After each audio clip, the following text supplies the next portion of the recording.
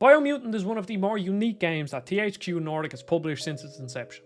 It's a typical open world action RPG with enemy outposts to clear, resources to find, and loads of locations to explore. And while it can feel samey, sloppy, and at times frustrating, there's an undeniable AA charm to this post-apocalyptic world that has beautiful landscapes and a junk aesthetic where the gear is just trash from the old world, and the creatures aren't some idyllic vision of what a rat or a bunny would look like. Instead, there's a dedication to the ugly that is bold and stands out aesthetically even to this day. After a long wait, the Nintendo Switch port of Biomutant is here, and I've played just shy of 10 hours of it. So is the game itself good enough to warrant a newcomer playthrough, or even double dipping to experience this world on the go? And how does it run on the Nintendo Switch? Let's find out. Biomutant is a definition of a mixed bag, and I have to start with the opening couple of hours because I was reminded how awful they are now on a second playthrough. You start in a random forest with little to no explanation as to why you are there, which I think is great at building up the mystery of the world, but over the next 2 hours or so, you will be constantly stopped dead in your tracks by cutscenes, tutorials, exposition-heavy conversations, and flashback sequences that are 1. Frustrating, and 2. Don't even do their job well for me to get invested in the characters and the world. But once you get past this and the game opens up, you can start to see what the developers tried to achieve, and in some parts they hit it pretty well, and others not so well. You create your character and choose from a couple of different options like their starting class and their physical build, which affects stats, and then you can customize how you look, and it's there where you realize that this game isn't trying to have beautiful creatures. The majority of these little things are ugly, and it fits so well into an imperfect world that has litter and remnants from the old world scattered throughout it. And once it opens up, you know exactly what you have to do. There are world eaters, which are massive creatures that are sapping the energy out of the Tree of Life, and you have to go to each corner of the map to fight them and save the tree. Alongside this is a storyline which is a war between the Jagni and the Myriad tribe, which then opens up to more factions later on down the line. And here is where you are given your choice to influence the outcome of the story and change the aura of your character. But everything is binary. Good or bad, light or dark, there's zero nuance in a decision. It's as simple as this is the clearly nice option and this is the clearly evil option. And it all starts with the first decision you have to make on what tribe you want to join. The Jagni tribe is militaristic and doesn't care about saving the Tree of Life, they just want to crush their enemies. And then the Myriad tribe wants to help people out as much as they can. And even in the dialogue options, you get an angel on one shoulder and a devil on the other, which changes your aura. It does affect things later on down the line, like which factions you can join and how the game ends, but it's so obvious as to which option is which that there was no conflict as I was playing it. I like it when I feel swayed to take either side, but in Biomutant I stuck to taking only one side throughout the whole playthrough. And I think the biggest issue with the story is how the dialogue is delivered because it's pretty interesting. The creatures of Biomutant speak some sort of gibberish, and a pretty well performed English voice actor narrates the whole game, but just listen to how a conversation plays out.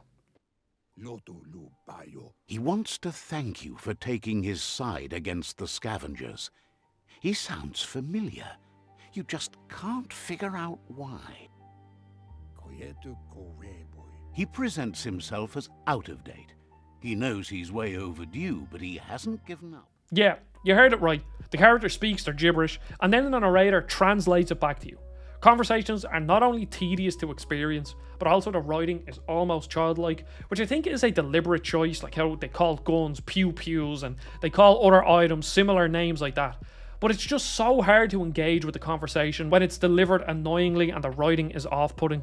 And at the end of all of it, the dialogue options are as simple as good or bad.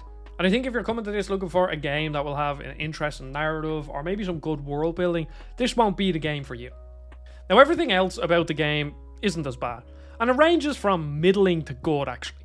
Since this is an open world game, you'll be running around the map, collecting new gear, fighting some enemies, and discovering the history of the world. And there is a very zen-like experience to Biomutant. It opts for mostly ambient sound, and despite the Switch's notable graphical downgrades, the colour palette is still quite appealing. And getting around the world is fluid, and apart from the dialogue and cutscenes getting in your way, it's a rather frictionless experience which I think works well for a checklist open world game. The combat and upgrade systems are my favourite part, and I think that's where you can see the fun systems the developers were trying to build, and with a sequel they could make quite a good game if they built upon them.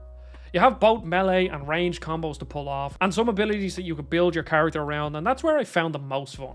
It's a kung fu action RPG, and trying out new combos to beat up some enemies is an okay time. I'm not going to sit here and say it's the most satisfying combat ever, because it isn't. It's actually far from it, and it's mostly due to the sound design.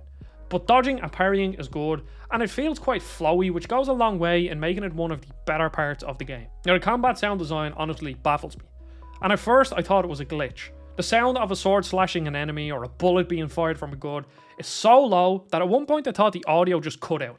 But this issue persisted on the PS5 version when I went back to try it out. So either I got so unlucky that it was glitchy on both, but more than likely, it's just how the game is designed, and it meant that there's a distinct lack of, everything. So my hits didn't feel impactful.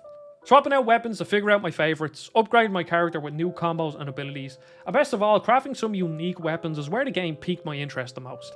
I'm a sucker for complete weapon crafting, and Biomutant has a robust system where you can build all sorts of interesting weapons.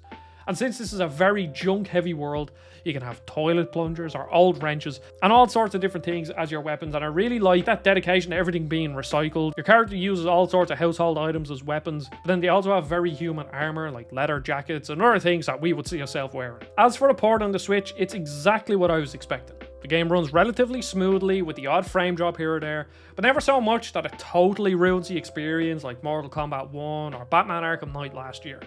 Obviously, there are massive graphical downgrades to achieve this. It runs at a dynamic 1080p in docked mode, and it seems to be locked to 30 FPS. And most of the time, it doesn't look blurry, which is honestly a surprise. It's pretty sharp. The majority of the downgrades come in other sections, like artifacts around the edges of characters, generally low quality shadows, and I think the worst offender is the texture quality because, well, just look at some of these buildings. Pop-in can be pretty bad, but in most cases there's a gradual pop-in that doesn't throw me off too much. And when you examine pop-in under a microscope, I think most open world games on the Switch, especially third-party ports of newer titles, will have noticeable pop-in. But I like to think back to when I was actually playing through the game. And honestly, it was never egregious. It was noticeable, but not so distracting that it was the only thing I could focus on. Of course, most ports can look ugly, but if they run well, then it's at least fine in that regard. And generally, I had a decent time playing Biomutant on the Switch. It runs pretty smooth and looks as good as I was expecting. Recommended a game to new players comes with a lot of caveats. If you want something that looks genuinely unique, then Biomutant is right up your alley. I wouldn't be coming to it for an amazing story or even fantastic gameplay. The combat and upgrade systems are middling to good, and the exploration of the world is peaceful, and definitely will get you into that zen state of just exploring. But what comes with that are typical open world objectives that serve their purpose and nothing more. The story is uninteresting with annoying dialogue delivery, zero characters that I cared about, and extremely one-note choices that feel nothing more than simply clicking a box on the screen. But even when I played this game back when it launched, and playing it now, there is a charm to it.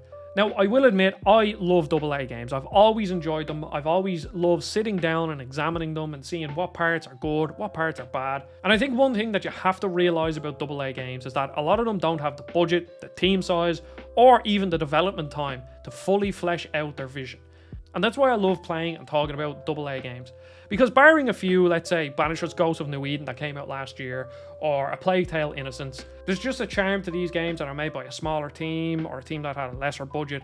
And you can see by scratching away at the surface that there is a game, and maybe with a sequel, with a couple of refinements, with these systems already built, there could be a really good game underneath it. And if you're willing to play a flawed game, then Biomutant is a good example of one, and it's probably one of the more memorable ones I've played in the past couple of years. However, at $40, I think it's a bit of a big ask. And for the people who might be interested in double dipping, the start of the game on a second playthrough is even more tedious than it is on the first go around, and I don't think the port is so well done that it warrants another playthrough. Thank you so much for watching. I would love to know if you're interested in picking up Biomutant on the Switch, whether it be for a first playthrough, or you want to double dip and go back and see what it's like on the Switch. Don't forget to subscribe, and I'll see you all on the next video.